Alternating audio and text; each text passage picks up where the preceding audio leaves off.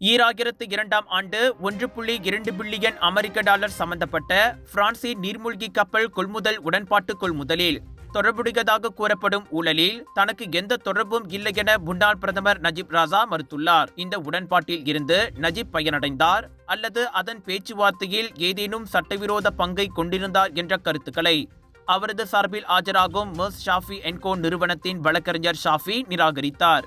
பாதுகாப்பு கொள்முதலில் ஈடுபட்டுள்ள மலேசிய அதிகாரிகளுக்கு ஊதியம் வழங்குவதற்காக கூறப்படும் அந்த தொகையில் எதையும் நஜீப் பெற்றதற்கான எந்த ஆதாரமும் இல்லை என்று குறிப்பிட்டு 2024ஆம் ஆண்டு பிரான்ஸ் நீதிமன்றத்தில் தாக்கல் செய்யப்பட்ட ப்ளூம்பர்க் அறிக்கையை குறிப்பிடுவதாக நஜீப்பின் வழக்கறிஞர் குழுவினர் தெரிவித்தனர்.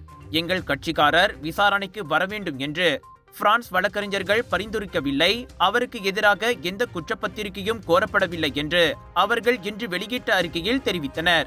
இந்த சூழ்நிலையில் ப்ளூம்பர்க் கட்டுரை எங்கள் கட்சிக்காரரின் பொறுப்பு குறித்த எந்த பிரச்சனையையும் எழுப்பவில்லை, மேலும் அதற்கு நேர்மாறான எந்த ஒரு குறிப்பும் உண்மைக்கு அடிப்படையற்றது. 2002ஆம் ஆண்டு ஸ்கார்பின் நீர்மூழ்கி கப்பல் ஒப்பந்தத்திற்கு முன்னதாக உடன்பாட்டை ஏற்பாடு செய்வதற்காக பாதுகாப்பு நிறுவன நிர்வாகிகளுடனான சந்திப்புகளில் நஜீப் கலந்து கொண்டதாக பிரான்ஸ் நீதிமன்றத்தில் வழக்கறிஞர்கள் கடந்த ஆண்டு குற்றம் சாட்டியதாக ப்ளூம்பர்க் செய்தி வெளியிட்டிருந்தது.